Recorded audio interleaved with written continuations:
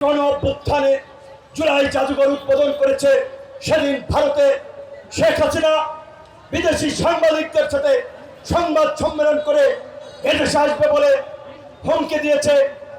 আমি আজকে সরকারি দল এবং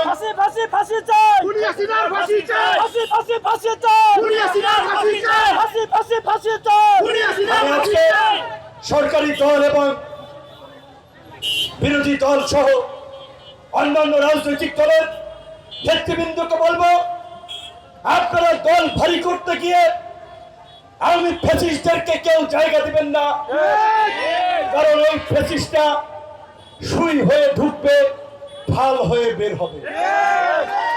অবশ্যই বিএনপি আওয়ামী লীগ দুটো বড় রাজনৈতিক দল ছিল, অনেক সাধারণ কর্মী সমর্থক ছিল, যারা এই গণ অভ্যুত্থানে জনগণের বিরুদ্ধে দাঁড়ায় নাই, জনগণের বিরুদ্ধে অত্যাচার নির্যাতন করে নাই।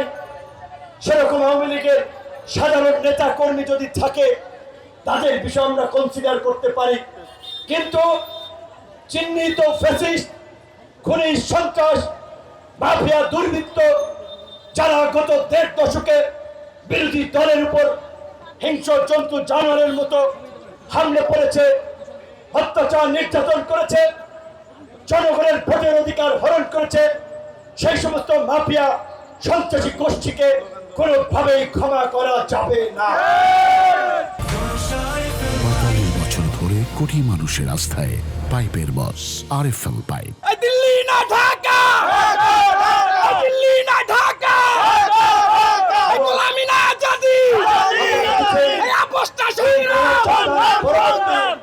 স্বাভাবিকভাবে নতুন সরকার গঠিত হয়েছে। সরকারি দল বিরোধী দল গঠনমূলক আলাপ আলোচনার মাধ্যমে সংসদীয় গণতন্ত্রে এগিয়ে যাচ্ছে। বাংলাদেশ গণতান্ত্রিক অভিযাত্রায় হাঁটা শুরু করছে। তাই হয়তো ওই ধরনের রাজপথে কর্মসূচি কারোই ছিল না।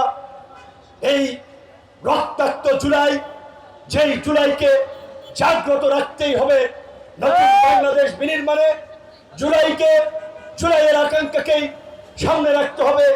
এই জুলাইকে কেন্দ্র করে সকল দলের সক্রিয় রাজপথের কর্মসূচি, এবং এই জুলাই বোধহয় নির্বাচনের পর সর্বাধিক পাবলিক প্রোগ্রামে আমি অংশগ্রহণ করেছি, বক্তব্য দিয়েছি। মনে হচ্ছে প্রতিমন্ত্রীর চেয়ে এই রাজপথে আসলে ভালো লাগে।